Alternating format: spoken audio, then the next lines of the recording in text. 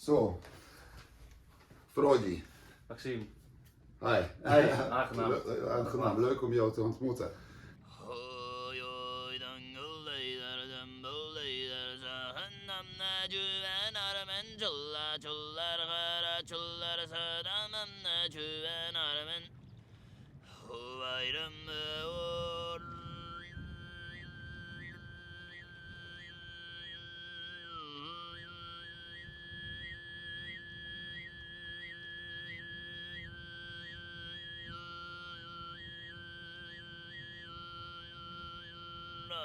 So, let me ask you just simple questions for a start.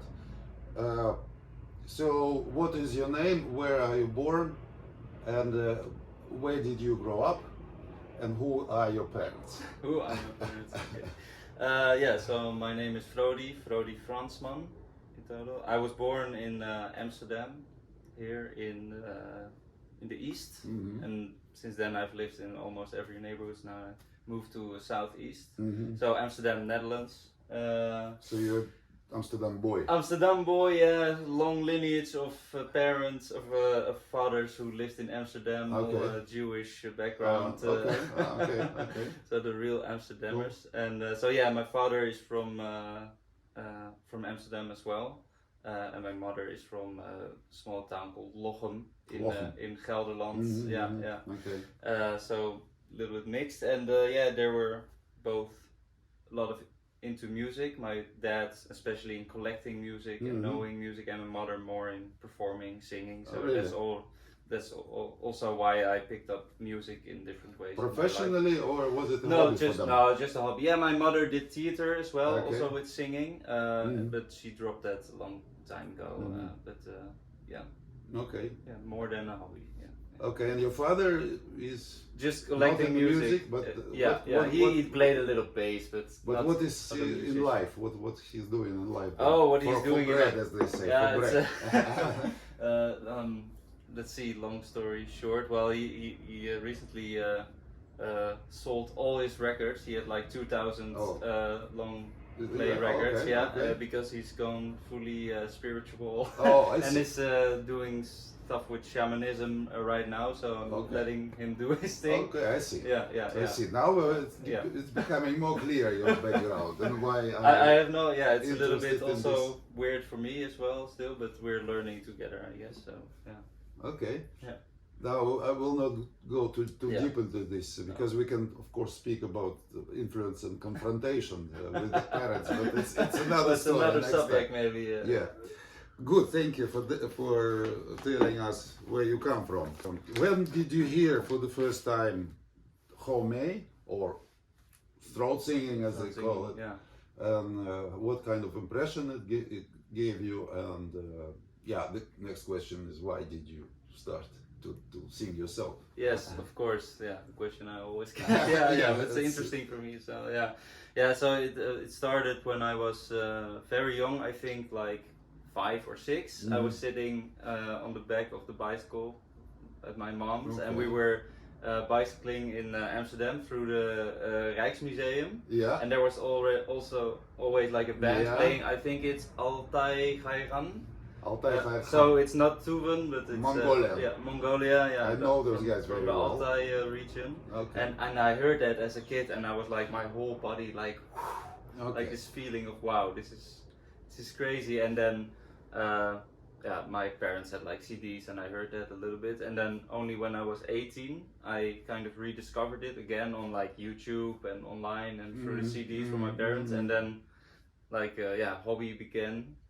Started practicing myself just from home, so autodidact learning, and then I ended up somewhere where I could actually reproduce the sounds. Okay. So, but yeah, it was just Khöömei. When I heard that for the first time, it still is just, I'm not from there, but it feels like such a natural feeling that is somewhere rooted in something very deeply spiritual also. And then also after I read more about the subject and knew more also about the relationship with nature and with the cultural heritage, then it became so much more for me. So amazing. And why did you choose then specifically Tuvan type of Khöömei to learn? Yeah, I think that's actually just on accident, because I heard that on YouTube, the first video I saw, and there's a certain aesthetic to the Tuvan thing, and that just stuck in my head. You remember what was it?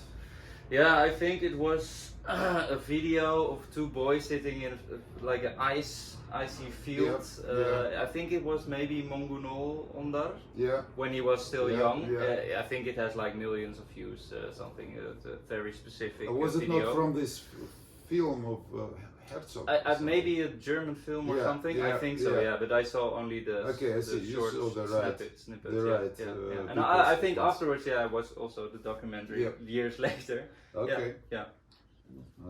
Were you busy with some other kind of music? Were you singing or trying to play guitar or whatever? At that moment.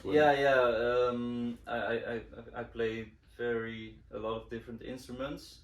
Not virtuoso, but then just a little bit. Okay. And I was in bands like for all my youth, like from 14 to 18 or something. And now I'm also electronic music producer, like down tempo psychedelic music and all kinds of stuff. So I can play guitar and drums, piano, multi-instrument.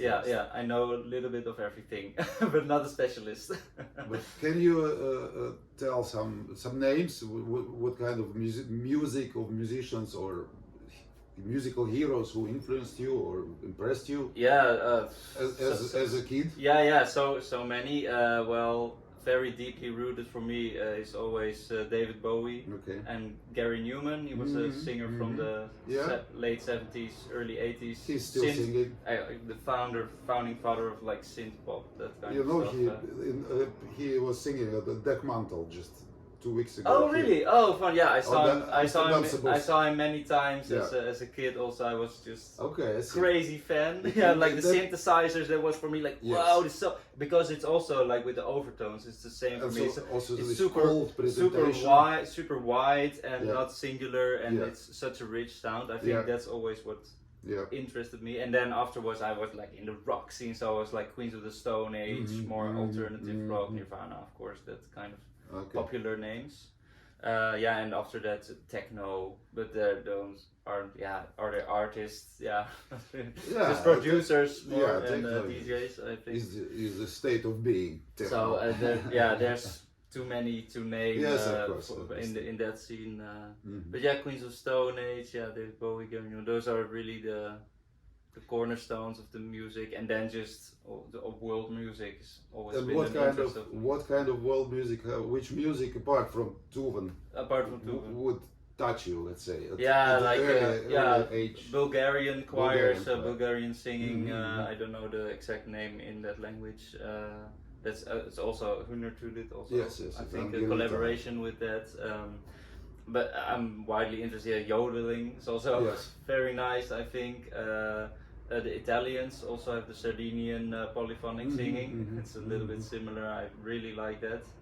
And music from India, but that's really wide. Yes, I mean, that's a lot. I like mantras, but also just Indian classical music. I'm not an expert in any of those, only in Tuvan, but Okay. And what kind of Tuvan styles do you actually can you do? Do you master which styles? I definitely master the three main styles. So that's Khöömei, which is also the general term, but also the middle style. The Sygyt, this is the whistling style, and the Karagara is the guttural style. And then I master most of the sub styles, like decently. And some I haven't mastered yet. So Do you perform regularly? No, not regularly. I had a musical project with a friend of mine who played the handpan, like a hang drum, but from the Netherlands. And then I did the throat singing also with guitar playing. And now I actually only use it in productions, but then it's heavily produce, so maybe in the background or something. Effects, Sometimes effects, sometimes melodies. But when we play live, and we also play music from other DJs to make more like a dance mix or something. Then I also perform throat singing live on the Khöömei. So this kind of trancey but I'm still really discovering a lot with that because I haven't. I've mostly practiced on my own or with the guitar. So Did you ever play live for Tuvan public? No, that's a big dream of mine. Okay. So you never went to Tuva or Russia or no? Okay. No. It's interesting because you learned mostly from the recordings, I suppose. And the way what struck me when I saw you perform at when was it, 2020? Yeah, 2020. Yeah. Sygyt, that how authentic you do it. You do this. Okay. Yeah, that's. Nice to hear. That's one of the. I'm very critical about these things. But you are one of those. There is this guy, Finnish guy, Imre, who has also this. He has something that you say, okay, this guy really digs. And I think you dig. That's nice. Yeah. Good to hear. And what instruments? You don't play Tuvan instruments? No, I actually was in the process of buying doshpulur and igil, but then I had to move, so that's money, so I have to work for. But I wanted to buy them actually in Tuva. That would be the best case scenario. But now I'm probably gonna buy it from someone in Europe. Actually, somebody from Imre. We can, Imre. He will be. Or maybe you have a good line for me. Maybe purchase doshpulur or igil. We'll look around. Nice. How long did it take you actually to learn? The basics, and when you said to yourself, oh, okay, this is it. How long did it take? Simple question, also complicated, because I learned mostly on my own, and then I think in 2020 around that time I was comfortable with the singing enough that I would actually go into a competition and think like this maybe worth something, and I had the basics. But actually I just recently before the summer did a long weekend workshop with Imre with a group, and actually a lot of my techniques I threw in the bin because I was actually doing it a little bit the wrong way, and then he really learned me everything, and now I feel even more comfortable with like all the styles. I really know where how it should sound like exactly, because he studied it in Tuva. So actually just recently I would say then how many years is that? It's almost 10 years. Almost 10 years. Yeah. Off and on. How old are you now? 27. 27. Okay. And what do you think then? You mentioned Imre now as a bit of your mentor. He is definitely a mentor, What would you say about relationship of the master and the student in this situation? Interesting. Let's say in comparison to learning from internet or some clips on YouTube, all this. Yeah, that's 1,000 times better. To learn actually. Why? First off, also just hearing sounds on a speakers is very different from hearing it live, because if you hear it live you can also feel it physically, so it makes way more sense to learn it that way. And Imre, he listens to my voice and then corrects me, and I haven't done any online courses for Tuvan throat singing. I think they're also out there, but I would imagine that it's also, he told me it's hard for him to hear how to correct me if he hears it through speakers rather than hearing it live. So that's from both sides, it's way better. And like videos, static videos that are already posted on there, they don't talk back. So that's nobody corrects you, and you have to listen by yourself. So it's more efficient and way more efficient, deeper knowledge. Deeper knowledge, and also quicker to get feedback. And in that sense, you just mentioned the sound which goes from a person and not from a speaker.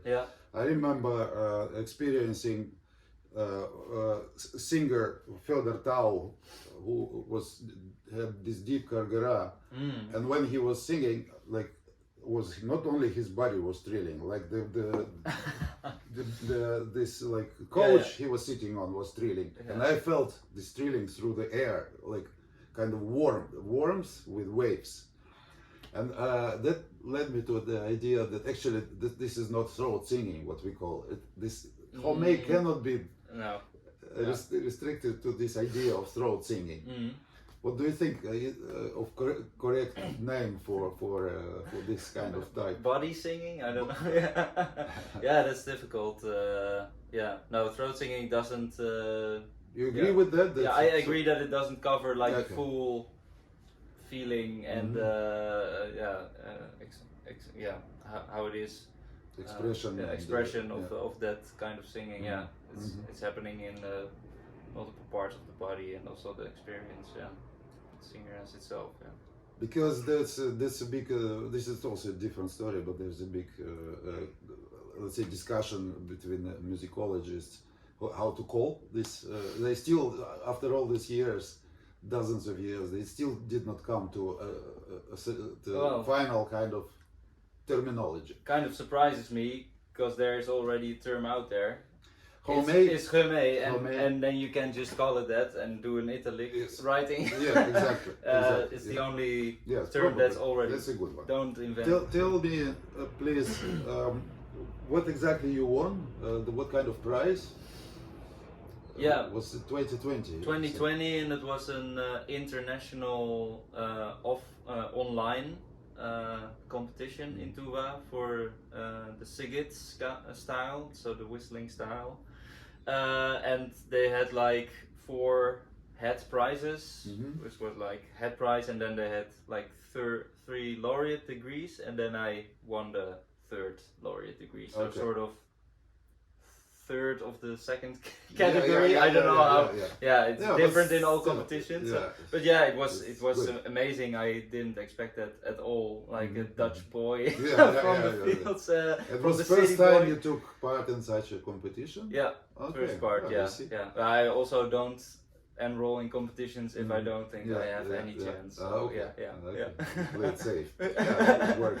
And how many other people from outside were participating? You know? Yeah, that's a good question. More or less. I tried to check it, and I couldn't really give you an answer. And I estimate is like maybe 10-20 people or something. I was the only person not from Tuva who won a prize that year. I think. Congratulations. Oh no, that's not true. I think they had all kind of different sub prizes for I don't know. Enrique Ugalde also won something, and Rowan also won something. I think, but all like sort of more specialized prizes because they also contribute to the community, and it felt really wholesome competition, like everybody won. Because Rowan and Enrique and people who are already some time in the scene, let's say.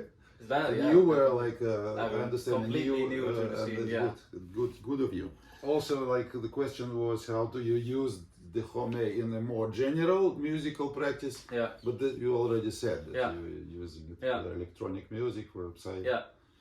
And it's sometimes it's still difficult for me because I'm really free in music, and I know also that's because I'm from a Western country where we think like we can just mix all music, and sometimes I have a little bit conflicting feelings about am I culturally appropriating it, but then it's also there's no money involved at the moment, and if I use Tuvan tunes I always try to buy it if it's possible, but it's an interesting thing to stay aware of, because if I just use it for my own reward as a musician, then I'm kind of feels a little bit like stealing of course. So there's also this balance between using and giving and stealing and using for yourself. It's if I were able to do it, if I would earn money from that singing style, actually I would see how I could contribute to some Tuvan projects. I have no idea what's going on there, but maybe to support their development in what they're doing. Would be possible. Yeah, right? Yeah. I mean, but then first there has to be money or something else. But also you use this the word use for the personal development, which is a good cause. You developing yourself, you of course help others to develop. So this is And I would also like to spread, you know, the Tuvan music or it being appreciated. That would also be very nice. But you understand? I understand you mainly sing Khöömei songs. You don't sing songs, just vocal songs from Tuva, let's say. I know the lyrics like phonetically for a couple of songs, Tuvan songs. So I'm pretty. I could play that also on stage or something. So yeah, some songs. Okay. Yeah, and also the singing. More the slow songs, I don't know all the words, but I hum along in the shower. yeah. Mejege, something like that. What Mejege? Yeah. Nice. Obvious question. What is actually your plan? Do you have any idea how you would like to develop this mastership, and how would you like to get more involved with Tuvan music specifically, or you have some kind of philosophical ideas how to develop music? I'm curious, like what is actually your plan? Yeah. Interesting. Well, that's good to reflect on that in that moment for me as well. I haven't thought about it a lot, but no, maybe not very philosophical, more practical. I did the course with Imre, so I have a lot of input to still keep working on. But yeah, eventually, I have no idea. I'm really hoping it would be possible to go to Tuva again from the Netherlands. If maybe one day it will cool down, but it's not looking very positive. Not promising. No, but it maybe will I'll cool have down. to do it like It be adventurous and go there anyway or something. Yeah. I mean, eventually I can't let that pass away from me, of course. Everything is possible. Yeah, I mean, of course, I know someone who already also went to Russia, so it's possible. But go there and maybe enroll there for a little bit of time, because they have a musical institute, I think also. And I'm also doing wide variety things with music, also producing and maybe also organizing. So if I could maybe one day, if I'm more connected and more of a network, then I could also try to, what I told you, like a goal is maybe have some symposium one day again in the Netherlands or something. Yeah, sure. Something like that, or bring a band who never plays here. That would be really nice. And maybe get to know people from the community of Tuva also, and even maybe help them with development over there, because in my regular work I'm community builder and like city developer, so maybe I could use that knowledge also in Tuva to work on some projects. I mean, that's all dreaming, but this is the last question. What actually is your profession to earn money? If not homemade. What is your education? Always very different things, but my main education was sociology, social policy. So I can do some, as as an entrepreneur, I do different projects now, only starting out like now 1.5 years or something for governments, city development, also community work to see entrepreneurship also, and then just side jobs with music stuff on schools and that kind of things, cultural education. So you're publicly busy, which is also a good cause. So then you you spread the knowledge and that's great. Okay, now I wish you just to because you have this kind of special gift. I'm not ashamed to tell you. I wish you to continue with it. Just use it as a vehicle. Go on and knowing Tuvan music, to my view, is a kind of blessing. Something that came from the stars. Let's say. How banal maybe it sounds, but it's no, I feel you, man. So just let it go, and I really wish you come to Tuva. The sooner the better, and see the land with your eyes and for real, and then you probably will have another. You will jump on another level. No, I'm keeping an open mind to where it takes me. Good luck with that. Thank you, Maxim. Okay, thanks. Nice, good questions.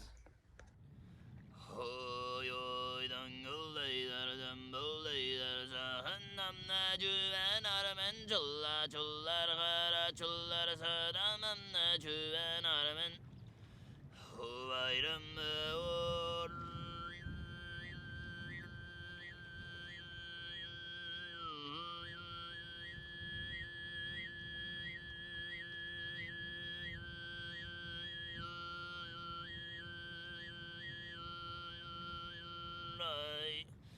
Huvayram or